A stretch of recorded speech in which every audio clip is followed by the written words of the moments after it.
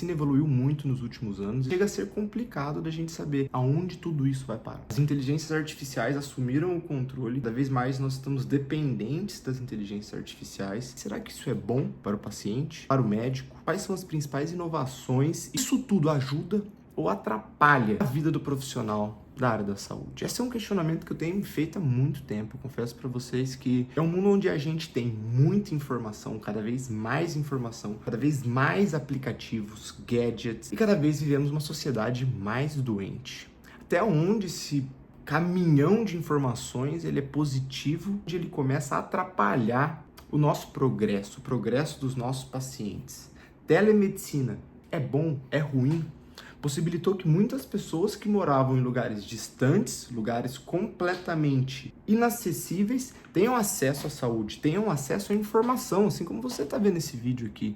E por outro lado, tira o contato humano, tocar o paciente, examinar o paciente, entender o contexto geográfico que esse paciente se encontra, geopolítico, cultural, é diferente. É diferente. E é engraçado porque eu vivo o meio de uma geração, sabe?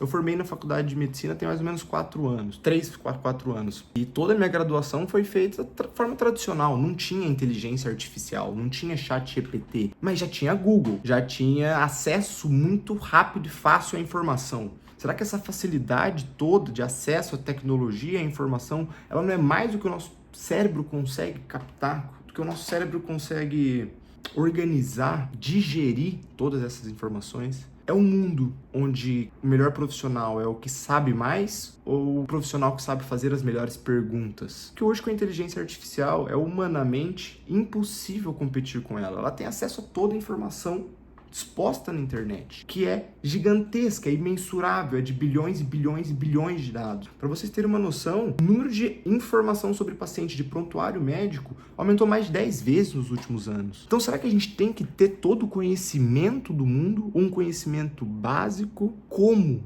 perguntar de forma correta? Cada vez mais se faz importante as perguntas inteligentes, porque as respostas estão na palma das nossas mãos. Esse é um ponto que a gente não vai conseguir mudar. A internet veio, a inteligência artificial veio e vai ficar. A minha interrogação é, como fazer o melhor uso disso possível? Porque eu tenho 28 anos. Por vezes eu me sinto perdido com tanta informação, eu não sei nem por onde começar, eu sinto que a gente sempre está perdendo alguma coisa, deixando algo passar. Imagina as outras gerações, as gerações mais velhas, que tem mais dificuldade de mexer com as redes sociais, com a internet. Imagina as gerações mais jovens que nasceram com tudo isso, não sabem como é o mundo sem uma inteligência artificial. Como serão esses médicos? E o perfil de paciente vai mudar? Porque hoje os pacientes têm informação a rodo. Quando a gente começou com a internet, com o Google, a gente já era confrontado muito com os pacientes. Como que isso vai se desenrolar agora com a inteligência artificial? Onde o paciente consegue, por exemplo, gravar toda a sua consulta e depois transcrever e colocar numa inteligência artificial e perguntar se a conduta desse profissional foi boa, não foi boa, se ele conduziu da forma adequada, se ele não conduziu da forma adequada, e se o diagnóstico foi correto ou não foi correto. E a conduta? Foi uma conduta segundo a OMS? Cada vez mais nós estamos entrando num espiral onde a informação precisa ser bem digerida. Você concorda que uma informação médica, um dado médico, dado para mim, que sou médico, e para um paciente, a interpretação é completamente diferente? A forma como nós vamos ler, entender e ter o raciocínio sobre aquela informação que nos foi dada, ela é divergente de como um paciente, por exemplo, interpretaria. Então, meu raciocínio fica justamente aí. É um mundo onde não é mais valioso somente ter um cérebro com uma alta capacidade de absorver conteúdo, mas sim um cérebro com alta capacidade de interpretar e perguntar coisas corretas, interpretar as informações da melhor forma possível, perguntar de forma clara, objetiva e que conduza para a resposta que você espera. Que loucura! Quando a gente era do colégio, provavelmente o nosso colega mais inteligente era aquele cara ou da faculdade de medicina, que tinha a capacidade de decorar todo o livro de anatomia. 2 horas, 2 dias, um dia antes da prova. Ele decorava 300 peças anatômicas e cada vírgula que tinha ali. E hoje não. Hoje é aquele aluno que sabe fazer a pergunta inteligente que vai se diferenciar, porque a informação está mais rápida e mais fácil do que nunca. Eu nem sei se é possível estar mais acessível do que é hoje. Talvez até a tendência seja se tornar menos acessível. A inteligência artificial já sofreu alguns bloqueios com o tempo, porque ela mesma começa a pensar por ela e conduzir de uma forma a conversa onde ela pode te dar informações que nem sempre são verídicas. Então cabe o discernimento. Se você não conseguir entender que aquela informação está minimamente correta ou não, a inteligência artificial pode te guiar para um caminho onde você vai ter uma bola de neve de informações desconexas que não levam a lugar nenhum. É um mundo onde interpretar nunca foi tão importante. A medicina digital ela veio para ficar. A telemedicina não somente tornou acessível para milhões e milhões de brasileiros, como muitas pessoas preferem ser atendidas por telemedicina hoje. E no início, quando eu comecei a trabalhar, a maior parte dos atendimentos eles eram presenciais, 95, 100%. Isso há 3, 4 anos atrás, bem na época do Covid. Hoje a gente teve uma mudança drástica do consumo. O que você prefere? Eu gosto muito do contato humano. Por mais que eu acho que a internet possibilita um leque de coisas, para mim o mundo ideal é a mescla das duas coisas. Nem todo dia a gente quer sair de casa e fazer todas as atividades rotineiras, mas a experiência que eu tenho hoje, eu faço muita coisa do computador, eu consigo, na verdade, fazer meu trabalho de quase qualquer lugar do mundo. Eu sinto que quando eu fico muito preso no mesmo ambiente, isso faz mal para mim, sabe? Para minha cabeça, para minha saúde mental de forma geral. Então isso acaba me afetando negativamente. E é interessante parar para refletir sobre isso, porque talvez tivesse sido a minha maior vontade desde quando eu comecei a trabalhar, era ter a liberdade geográfica, financeira. E hoje eu conquistei isso, em pouco tempo de formado. E no final das contas a gente vai vendo que nem tudo é sobre a conquista, e sim sobre a trajetória e a transformação que isso causa em você. Não é sobre o resultado final, porque nós como pessoas, como seres humanos, nós temos ambições, e as ambições elas mudam conforme você atinge os objetivos. Eu acho que a medicina digital, ela possibilitou que eu realizasse o meu sonho de uma forma muito mais rápida até do que eu esperava. Nós como médicos temos uma missão, que é transformar a vida, a saúde de enfermos e de pessoas que querem melhorar simplesmente a sua saúde, não estão necessariamente doentes, mas elas querem ou elevar a qualidade da sua saúde, ou fazer a manutenção. Hoje a gente envelhece, a gente sabe disso. Graças ao nosso bom Deus e à ciência, nós sabemos que é possível reverter o envelhecimento das células através do alongamento dos telômeros desse paciente.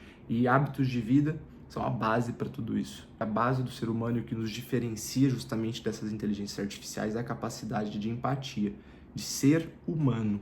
Talvez a medicina do futuro, junto com a medicina digital, seja a medicina da acessibilidade e, ao mesmo tempo, a medicina onde quem conseguir se manter conectado e gerar conexões com esses pacientes, mesmo que não presencialmente, vai ter um diferencial competitivo. Mas e as cirurgias robóticas ou cirurgias que já têm sido feitas com cirurgiões de outros países, onde ele simplesmente entra ali como se fosse num videogame, entre aspas, de uma forma bem grotesca, falando para vocês, e ele faz toda a cirurgia guiada e tem um robô lá numa outra cidade, num outro país, fazendo a cirurgia em si. Olha que loucura, olha a possibilidade que isso traz para a humanidade. É porque cirurgião, na minha opinião, é quase como um artesão, né? É uma técnica que você tem que desenvolver, que é uma sutileza que é difícil de ser replicável em escala. Então, às vezes, você quer aquele profissional e você vai poder passar com ele do outro lado do mundo, graças à tecnologia.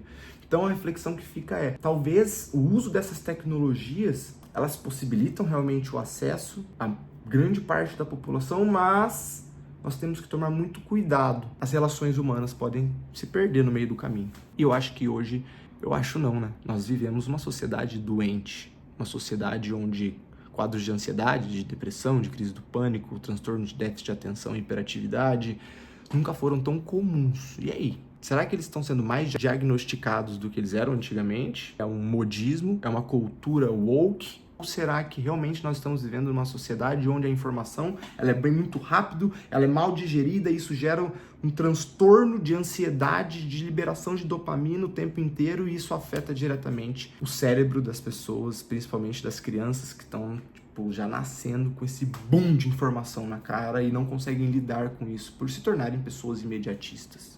Então é muito doido para pensar sobre essas coisas todas, porque parece que é uma sociedade onde a gente tem tudo cada vez mais fácil, mais acessível, mais tranquilo, e ao mesmo tempo é uma sociedade que sofre cada vez mais sozinha, que sofre de ansiedade, que tem dificuldade de criar relações e conexões verdadeiras com outras pessoas. Você já imaginou que uma inteligência artificial hoje tem capacidade de clonar, entre aspas, o cérebro de alguém, a inteligência de alguém, a capacidade de execução de algo de alguém? É lógico que isso ainda vai se lapidar muito com o tempo, mas, por exemplo, o exemplo do cirurgião. Já pensou se daqui com o tempo esse cirurgião magnífico, ele já não está mais aqui, e a inteligência artificial conseguiu clonar ele e ela continua fazendo as cirurgias? Então você eternizou uma arte, você eternizou um talento, e ela ainda tem a capacidade de aprimorar e de aprender. Você já pensou se essa inteligência começa a fazer milhões de cirurgias, milhões, e ela começa a aprender com cada erro? Que nível a gente vai chegar de destreza, de habilidade? Porque um médico, ele vai conseguir fazer o quê? 10 cirurgias num dia? Sim, mas não muito, né? 3, 4, 5. Uma inteligência artificial, você consegue replicar ela em vários robôs, por exemplo, e ela fazer milhares de cirurgias por dia, aprender com os erros. Ela já tem uma base de um excelente cirurgião e ela vai lapidando aquilo e vai virando uma inteligência mãe, onde tem uma experiência gigantesca. Então, olha o nível de possibilidades que a gente está falando aqui. Realmente, a medicina vai mudar. Na verdade, a medicina muda o tempo inteiro. Como médico, espero ansioso, espero poder crescer e contribuir nessa mudança, continuar evoluindo e ajudando as pessoas aí ao redor do mundo, impactando positivamente a saúde das pessoas. Esse é um vídeo que daria muito mais assunto, mas por hoje é só. Até a próxima, pessoal!